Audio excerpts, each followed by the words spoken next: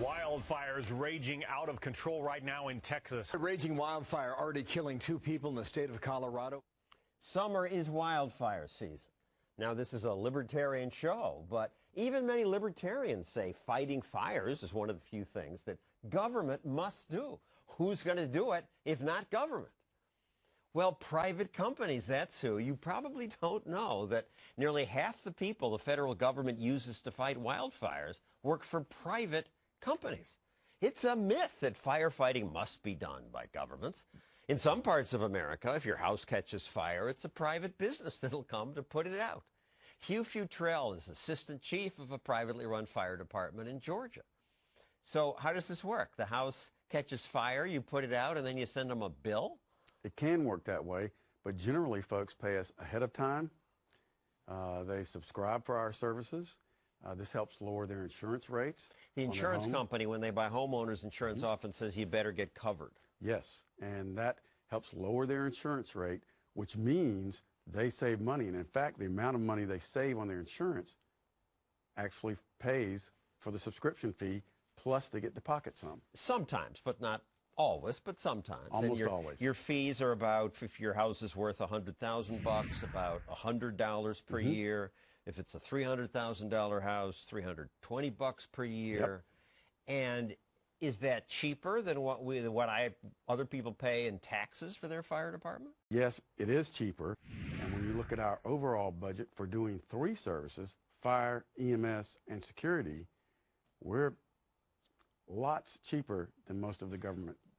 Why? How can you be cheaper for the same work?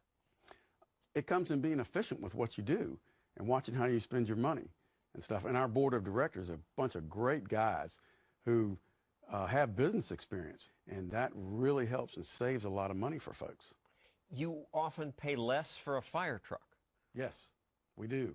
And I've talked with a variety of fire chiefs across the nation, and one that I talked with, I was just asking him some simple questions about what are you paying for fire trucks and blah, blah, blah, blah, blah. And the next thing I know, he's telling me, well, we pay $500,000 for our fire trucks. And I went, we don't pay that much. We only pay about $250,000.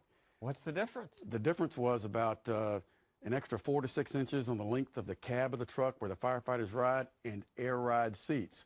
And I'm thinking, you're riding 5 miles to a fire maybe at the most for 5 or 10 minutes and then turning around and riding back, and you're paying twice what I'm paying. I could have bought 2 fire trucks for the price of his one. And most of the people subscribe. They pay your fee. Yes. The people who don't, you don't just stiff them. You put the fire out and send them a bill. That's right. And most of them pay?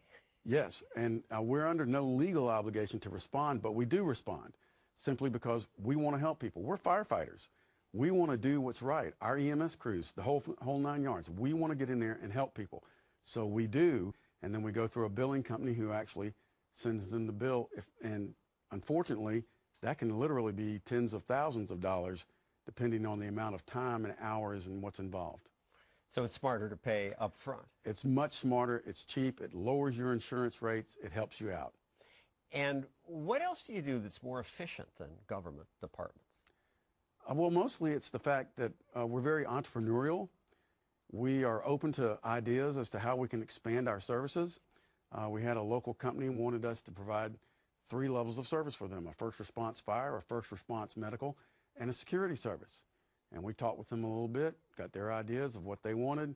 We left that meeting, got in our car, started heading back to our headquarters and went, how are we going to do the security end of it? Fire and EMS we do. Hadn't done that before. How are we going to do that? And we started thinking it over. And in less than a month, we were able to come back to them with a plan saying, this is what it will cost, we can do it. And they chose to contract with us. And a government department? The problem they run into is it's got to go usually before a council or a commission or an aldermanic body. They might take 2 or 3 months to decide whether or not they even want to consider it. Then when they do, they have no incentive to do more work where they might make more money. Right. And we're a nonprofit. We're not doing this. There are for-profit private departments. There are for-profits out there, but we are a nonprofit. We have volunteers. We have about 140, and that saves the taxpayer huge amounts of money. You may not know that most firemen in America are volunteers now. They are. About I believe the National Fire Protection Association has 69%. Has it about 69% across the nation. But your guys volunteer because they like to help people? They love helping people. They're in it for that reason alone. Chief, thank you very much. Coming up.